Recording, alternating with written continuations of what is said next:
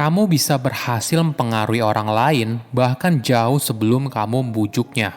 Halo semuanya, nama saya Michael. Selamat datang di channel saya, Sikutu Buku.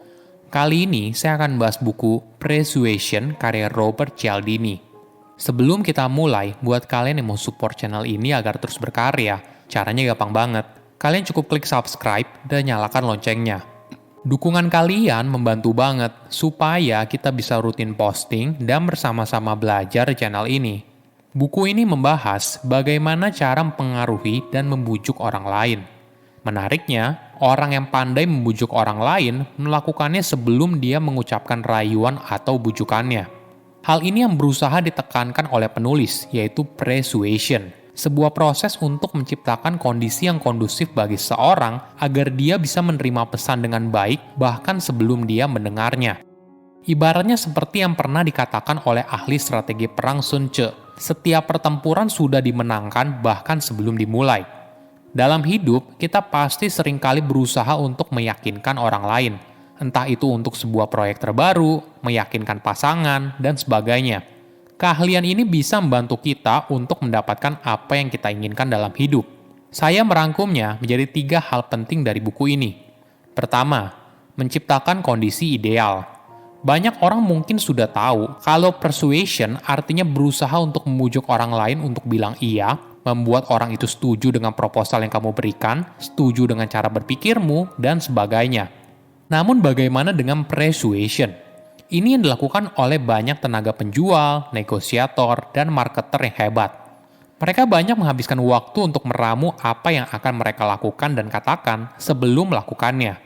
Jadi persuasion itu adalah segala hal yang kamu lakukan sebelum kamu meminta apapun dari orang tersebut.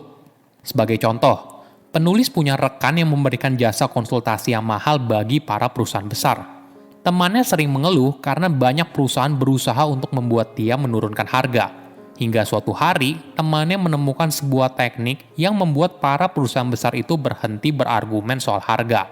Jadi setelah presentasi bisnisnya selesai dan sebelum memberikan informasi kalau harga yang ditawarkan adalah $75.000, dia lalu membuat gurauan kalau dia tidak akan memberikan penawar harga $1 juta untuk jasa yang ditawarkan. Ketika dia membuat gurauan ini, dia sadar kalau perwakilan dari perusahaan tersebut tidak menawar harga asli yang ditawarkan, yaitu $75.000.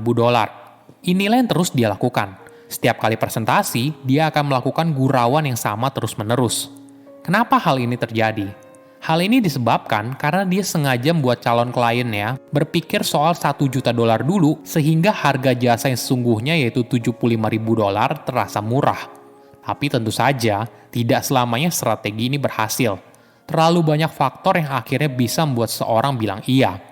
Namun dengan cara ini, dia hampir selalu berhasil meyakinkan calon kliennya dengan harga yang ditawarkan. Metode ini disebut sebagai price anchoring. Ketika kamu berusaha menetapkan sebuah harga yang menjadi patokan konsumen untuk membuat sebuah keputusan. Steve Jobs seringkali menggunakan metode ini dalam presentasinya. Sebagai contoh, ketika Steve mengumumkan harga iPad terbarunya, dia awalnya menunjukkan harga $999 dan mengatakan kalau harga ini merupakan harga yang banyak orang bersedia bayar untuk sebuah gadget terbaru.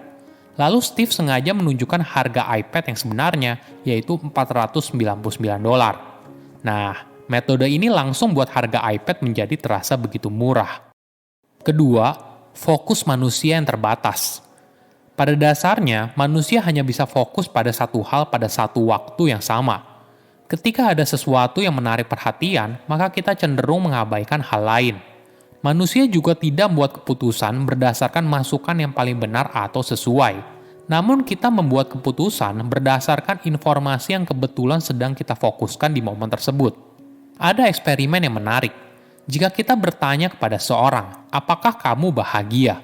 Coba nilai kebahagiaanmu dari angka 1 hingga 10.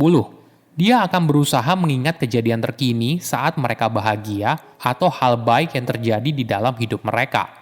Biasanya, mereka akan memberikan nilai kebahagiaan yang cukup tinggi. Namun ketika pertanyaannya sedikit diubah seperti ini, apakah kamu tidak bahagia? Coba nilai kebahagiaanmu dari angka 1 hingga 10. Pertanyaan ini akan mengalihkan fokus orang tersebut kepada kejadian buruk yang terjadi di dalam hidup mereka. Hasilnya, mereka biasanya memberikan nilai yang lebih kecil. Ini fakta yang menarik. Tidak ada hal dalam hidup yang lebih penting selain dari hal yang sedang kamu pikirkan sekarang. Penulis memberikan contoh. Banyak orang merasa kalau tiba-tiba saja kita tidak bisa menggunakan kedua kaki kita, maka hidup kita akan menderita. Faktanya, banyak riset ilmiah membuktikan orang yang lumpuh dari panggul ke bawah sama bahagianya dengan orang biasa. Ketika kita berpikir tentang menjadi lumpuh, kita fokus pada satu hal negatif yang besar, yaitu tidak bisa menggunakan kaki. Pikiran ini tentu saja membuat kita merasa menderita. Namun orang yang lumpuh sejatinya tidak selalu memikirkan keadaan tersebut setiap saat. Sebagian besar waktunya juga dihabiskan untuk fokus ke hal lain, misalnya pekerjaan, hobi, acara TV, berbicara dengan teman, dan sebagainya. Ini adalah pelajaran yang sangat berharga. Ketika kita terlalu fokus memperhatikan satu hal, maka kita cenderung melebih-lebihkan hal tersebut. Ada fakta lain yang menarik. Biasanya ketika kita berusaha untuk membujuk orang lain, kita berusaha berdebat, meyakinkan, dan memberikan mereka segudang alasan. Namun cara ini biasanya merupakan cara tersulit dalam mengubah pemikiran orang lain. Jauh lebih mudah apabila kamu mengalihkan perhatian mereka. Jika kamu berhasil, seringkali kamu sukses mengubah keputusan tersebut walaupun mungkin saja hanya di momen itu. Sebagai contoh, ketika mantan Presiden Amerika Serikat Donald Trump ditanya sebuah pertanyaan yang sulit, salah satu teknik favoritnya yaitu shifting the ground. Jadi ketika ada seorang wartawan bertanya soal efek negatif dari sebuah proyek pembangunan terhadap lingkungan sekitarnya, Trump tidak berusaha berdebat kalau efek negatifnya kecil. Melainkan, dia akan fokus menjelaskan semua hal positif dari proyek tersebut, mulai dari berapa banyak lowongan pekerjaan yang bisa dihasilkan, dan sebagainya. Teknik ini membantu Trump dalam berusaha mengubah sebuah pertanyaan negatif menjadi positif. Ketiga, menciptakan sebuah ikatan. Apakah kamu tahu kalau kata-kata dan gambar positif bisa meningkatkan performa kerja seseorang? Ada sebuah riset yang menarik. Penggalang dana via telepon mampu menghimpun 60% dana yang lebih banyak ketika naskah telemarketing yang mereka baca berisi gambar pelari yang menang dalam perlombaan lari. Mungkin ada orang yang mencemooh dan menganggap hal ini sebagai hal yang cheesy. Tapi hal ini ternyata punya efek yang positif.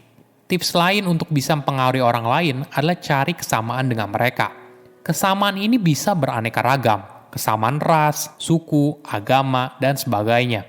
Tanda kalau kamu sudah membangun kesamaan dengan orang lain adalah ketika orang tersebut menggunakan kata kita saat berbicara. Misalnya dalam sebuah pertandingan sepak bola, kamu dan dia adalah fans dari tim yang sama. Maka ketika menang, kalian akan bilang, yes, kita menang. Ini adalah pertanda kalau kamu dan dia ibaratnya bersatu.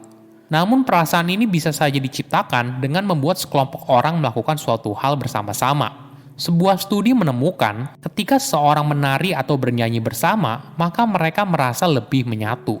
Mungkin ini salah satu alasan kenapa tentara seringkali berbaris atau bernyanyi bersama. Keberhasilan kita dalam membujuk seseorang bukan terjadi saat kita berusaha membujuknya, tapi sudah terjadi sebelum kita memberikan bujukan apapun. Ibarat seperti yang pernah dikatakan oleh ahli strategi perang Sun Tzu, setiap pertempuran sudah dimenangkan bahkan sebelum dimulai. Silahkan komen di kolom komentar pelajaran apa yang kalian dapat ketika baca buku ini. Selain itu, komen juga mau buku apa lagi yang saya review di video berikutnya. Saya undur diri, jangan lupa subscribe channel YouTube Sikutu Buku. Bye-bye.